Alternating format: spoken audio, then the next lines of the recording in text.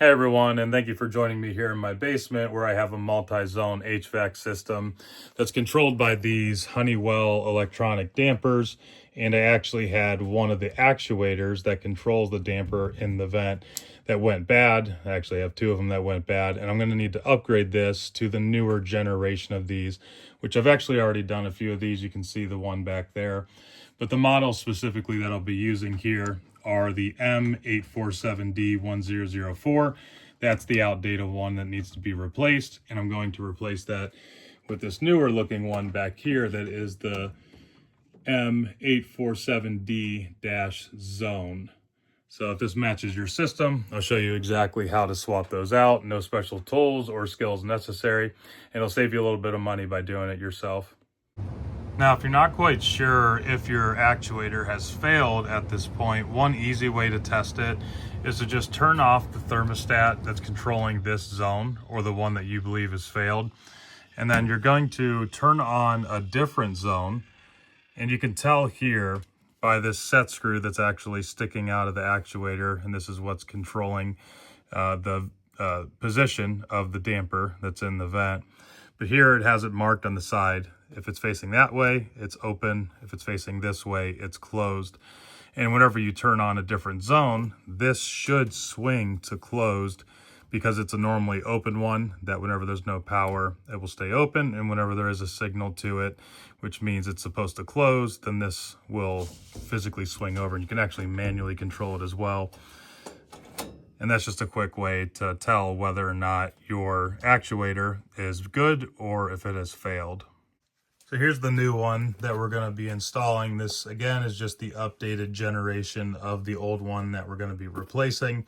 This one, if you have the same one and you need this replacement, it's the M847D-Zone. I will link to it up above here to this exact model. All right, take a look at that inside. Okay, so there's your actuator.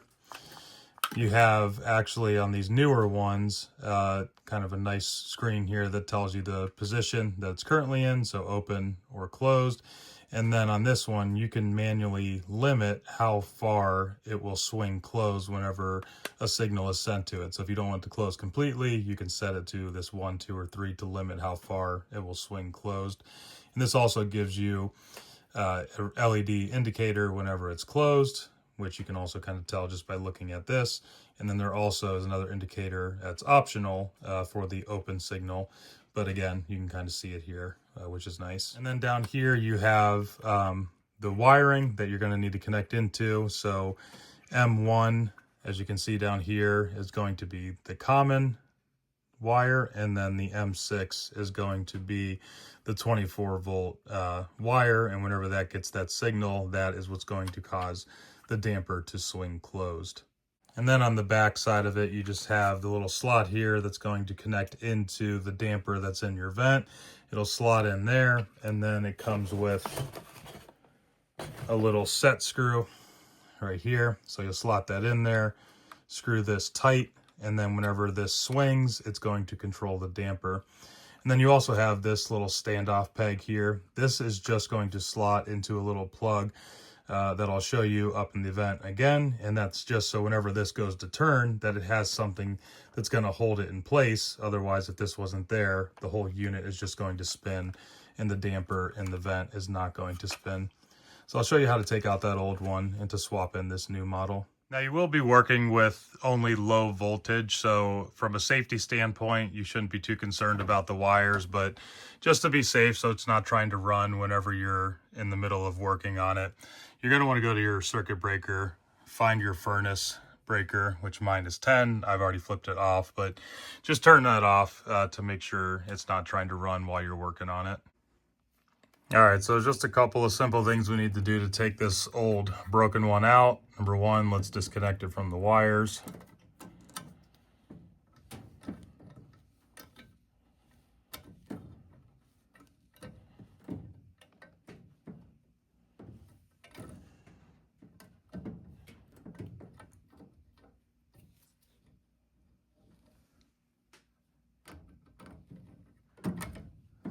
Okay, it's one of those.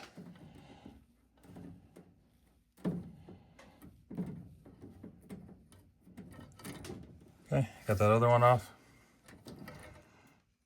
All right, now you'll just need either an Allen wrench to put in there, or I've got a screwdriver with that type of bit on it.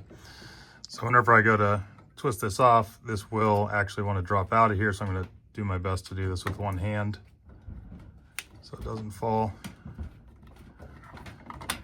Okay, and that just pulls right off of there. Looks just like the new one that we have.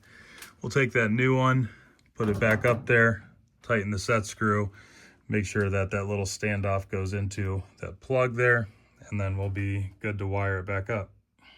Another thing that's important to check before you install the new actuator is to make sure that this is in the fully open position, because these actuators are a normally open actuator. So whenever there is no power to them, they're going to be in the completely open position, and this ensures that whenever they do fail, that you still get airflow in the house versus a normally closed system where if it's no longer getting a signal, then it'll remain closed and you won't get any air.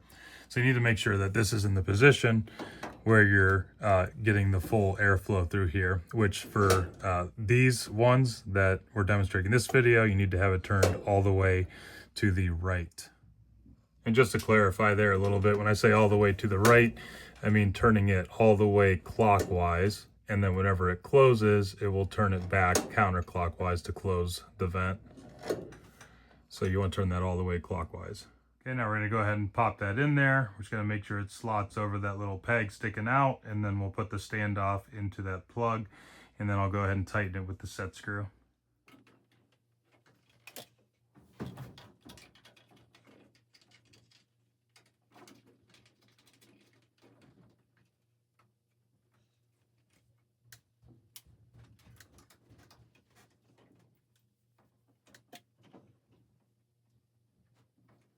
I try to give you a better look at that since I had you at a bad angle, but basically just make sure that went in the plug, that slotted over where it's going to connect to control the damper, and then I just put this set screw in there. I ended up reusing the one that was already in there.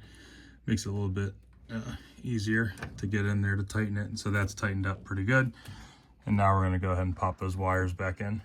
So just a reminder here, M1 on the right hand side is your common, that's going to be your white wire. M6 is the 24 volt VAC signal, that's the red wire. M4 I don't actually have in my situation, but you can also wire that one up to give you the green light on the open signal on the front end of this, but I'm not going to use that in my case here.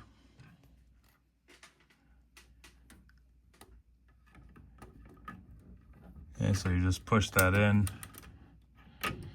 As you're doing that, to press that lever. Okay, I'm gonna do the same thing with the red one.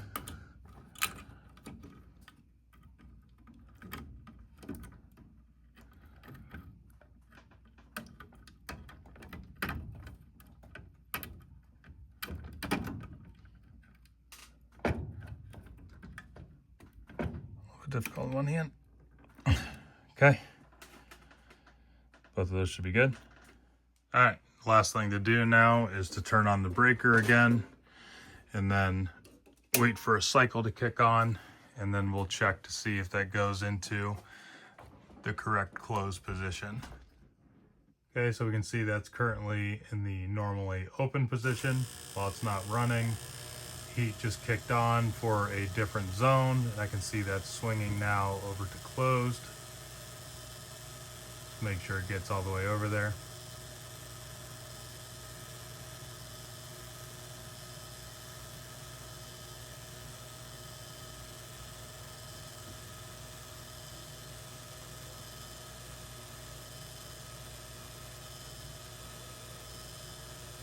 Which it does, and then we can see there that the closed LED also is illuminated to let you know that's in the closed position.